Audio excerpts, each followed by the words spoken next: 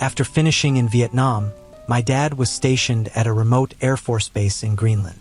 The weather there was harsh, with frequent snowstorms that could shut down the base completely. During these storms, the barracks would go on lockdown, and each section would take a roll call to ensure everyone was safe. The snowstorms were intense, with visibility dropping to zero within minutes. To prevent anyone from getting lost in the blinding snow, there were cables strung between the buildings that everyone had to clip onto with a carabiner. It was a necessary precaution, as there had been incidents where people had wandered just a short distance from shelter and froze to death in the cold. For several months, every time the base went into lockdown during a storm, the men would hear terrifying screams echoing outside, despite multiple head counts confirming everyone was present. No one dared to venture out into the blizzard to investigate.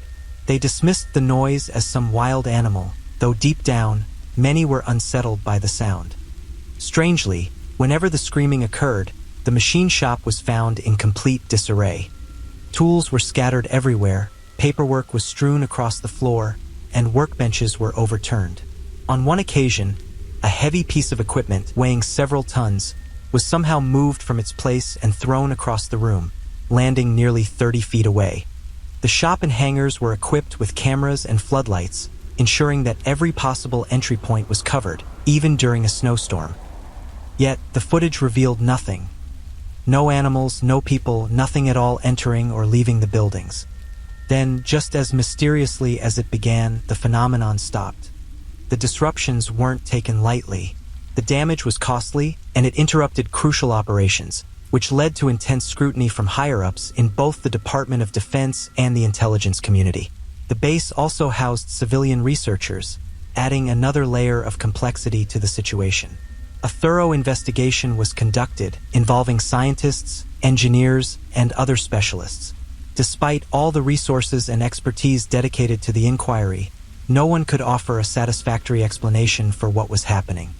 Neither my dad nor I are ones to believe in the paranormal, and this is the only unusual story he had from his 22 years of service. The events were well documented, with hundreds of people filing reports. This wasn't just a case of a few mechanics scratching their heads. It was something much more perplexing. On one occasion, after the usual chaos in the shop, the electronics in a specialized aircraft being serviced suddenly powered on.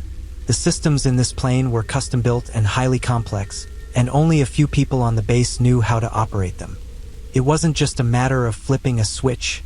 These were intricate machines with layers of security and technicality.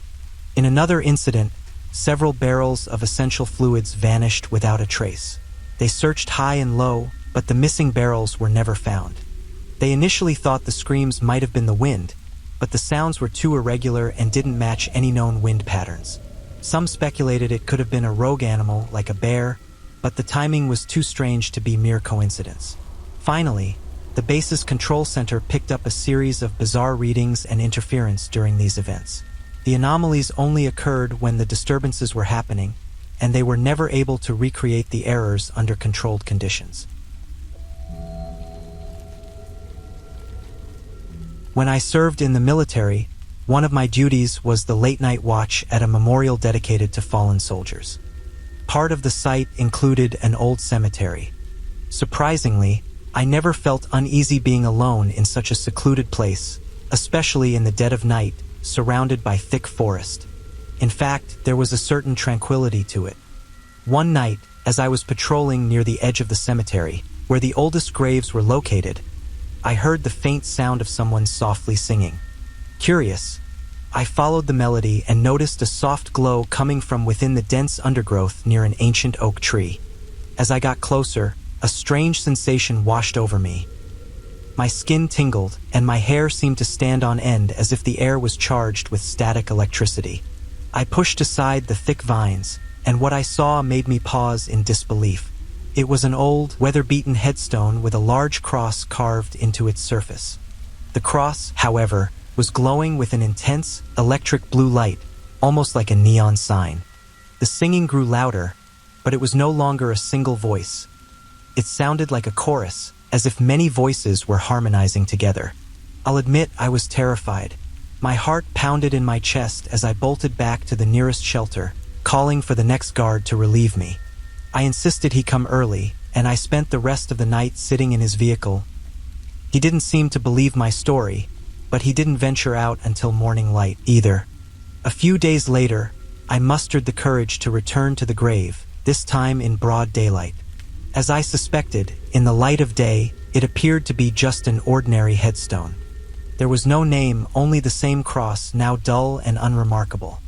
I ran my fingers over the stone, searching for any hidden mechanisms or signs of a light source, but there was nothing, just plain, cold stone. The singing was gone as well. I eventually resumed my usual patrol, and nothing unusual happened after that night. I never found out who was buried there, but I still think about it sometimes. It might sound unbelievable, and I've wondered if it was just a trick of my exhausted mind, but deep down, I don't think it was. I believe it was something real, a spirit or presence perhaps, but I never felt that it meant any harm.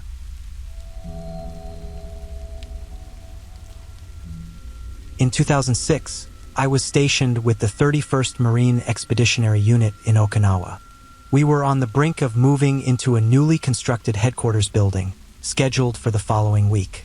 That particular night, I was the duty clerk stationed at the old building. This structure was a long rectangle with the entrance located midway along one of its long sides. Just in front of the entrance was a desk where the duty clerk, like myself, sat facing the door. To the left of the desk was a couch, and there were hallways extending to the right and left, leading to the various offices.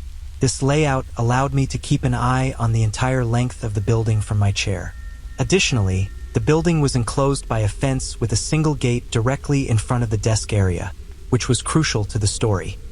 As the day progressed, I was busy answering calls and checking people into the building, performing my usual duties.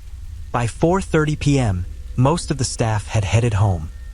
Around 10 p.m., the SNCO and the duty driver retired for the night, leaving only myself and the sergeant major, who was residing in his office due to a personal issue, in the building.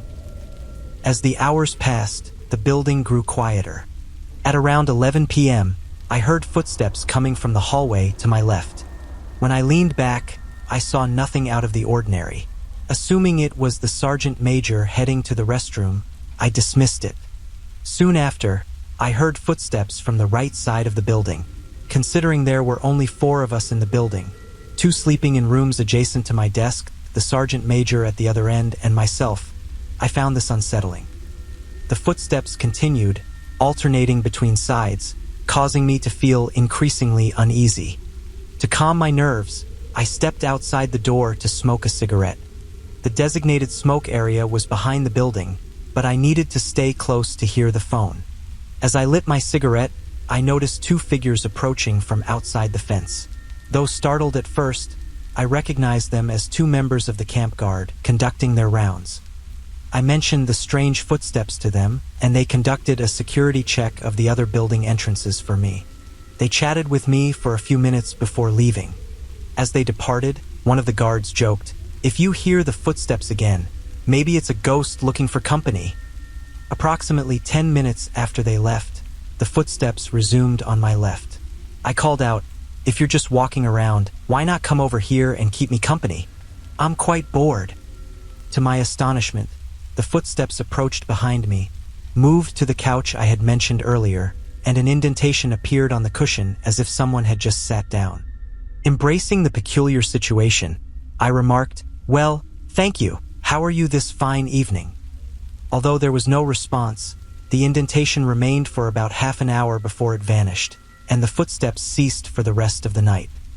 The following day, we began moving everything into the new building, which had its own share of eerie experiences. Notably, I would hear voices over the intercom after everyone had left for the night. It was unsettling to perform my hourly checks and suddenly hear a voice I recognized as not belonging to the SNCO on duty.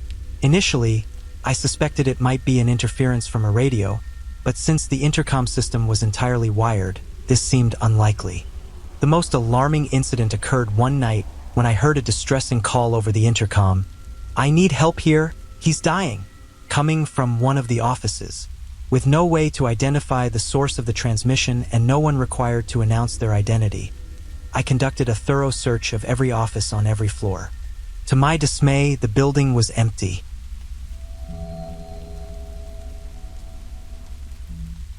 I was alone in the engine control room of a submarine during the night watch.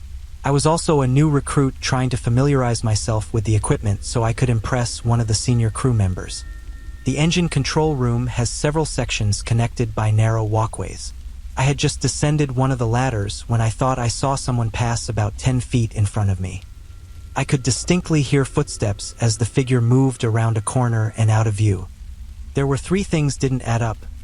First, the person was wearing an old, faded khaki uniform that had been discontinued 5 years earlier. No one on the ship wore that anymore. Secondly, only one other person was on duty in the engine control room, and he was standing at the top of the ladder behind me, waiting for me to return with the information he'd asked for. And lastly, the person I saw wasn't actually there. I chalked it up to exhaustion, but the experience left me unsettled for quite some time. A few months later, I was assigned to another submarine of the same class. While on board, I met a sailor who had previously served on my original vessel. After weeks of watch duty together, he shared a story about a sailor who had taken his own life while on watch nearly 10 years before, in the engine control room, wearing that same old khaki uniform.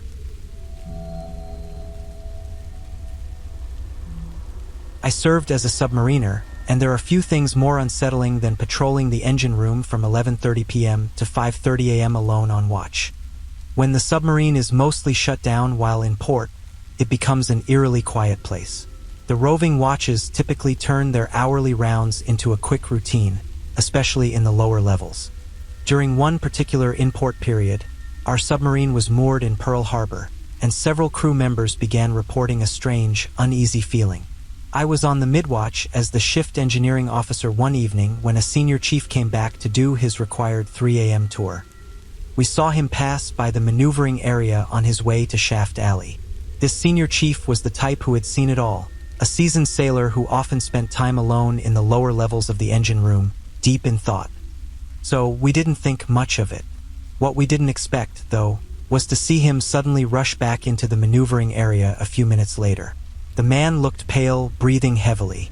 We straightened up, our eyes as wide as his, thinking we were about to face some serious issue with the ship. He slumped into the EDO chair. Several tense, silent moments passed, and we were all on edge. Finally, he spoke and told us about what he had seen. A ghost in Shaft Alley. He swore he saw a sailor pass by him while he was sitting on a trash can in Shaft Alley. At first, he called out to the man to see who it was, but then he noticed something off. The man wasn't dressed in the current uniform. Instead, he described the man wearing an old World War II naval uniform. The senior chief quickly got up to catch up with him, and he did. The mysterious sailor turned to face the senior chief, looked right at him, then turned away and walked right through the rear of the boat. At that moment, the senior chief decided it was time to leave Shaft Alley, and he did so without hesitation. He swore up and down that he knew what he saw. As for me, I certainly wasn't about to leave the maneuvering area that night to find out for myself.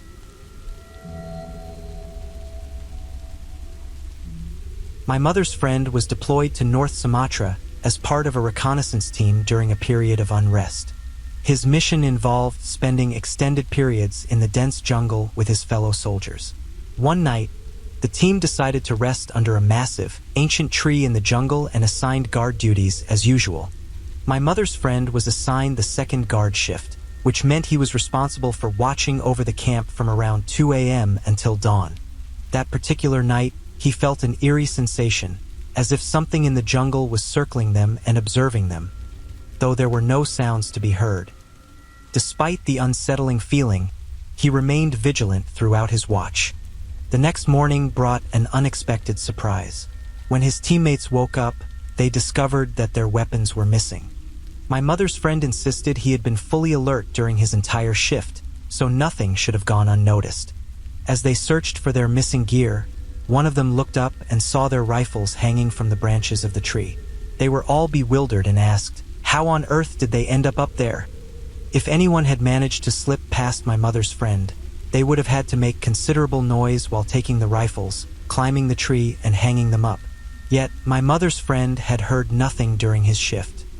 Some initially speculated that the rifles might have been taken during the first shift, suggesting a lapse in vigilance by the soldier who had been on guard earlier. However, since my mother's friend's own rifle was also found hanging in the tree and the soldier from the first shift had been awake throughout his duty, this theory seemed implausible. In the end, they decided to attribute the incident to the mysterious forces of the jungle, retrieved their firearms from the branches, and continued with their mission.